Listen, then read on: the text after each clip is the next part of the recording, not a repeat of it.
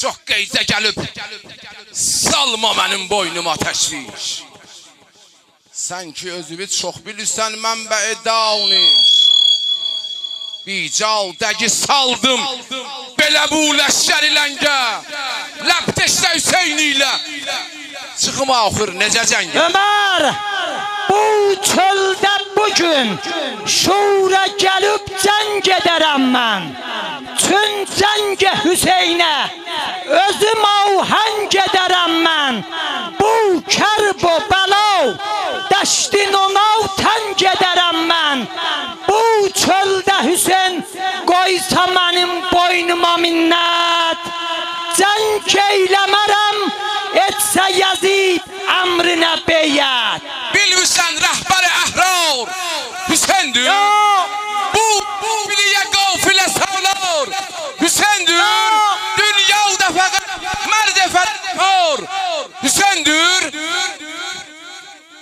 Sən qol verirsən, bilirəm ibn Ziyadə, razı də güləm edəsən cəng eyradə. Ömer, gər etməsə beyət, bu çölə vəlvələ sallam. Bir cəng eləyib, Bədr honen qavnini allam. Öldürürəm Hüseyni, mən özüm ərşə ucallam. Bu çöldə əmirav, elə yav cəng eyradə. Yav baş götürüb, Kufiyə get, pavye piyavdə. Etmə əcələ Həzrəti Peyğəmbərə xatir. Əl saxla biraz, şir-i Xuda o Heydərə xatir. Mən demə çox, Fatıməyi ətərə xatir.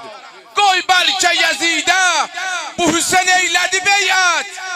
Əl saxla, Hüseyin cənginə sən eyləmə şiddət. Ömer, bir beylə qoşunla dözüsən sən belə nəngə.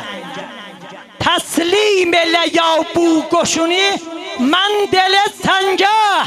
Ovravd əlini gətirim, arsada təngə.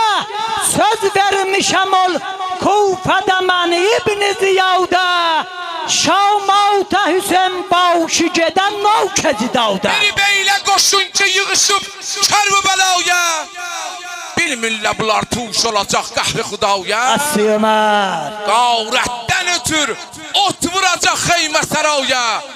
Öldürürsən Hüseyni sən əgər Kərbəlada.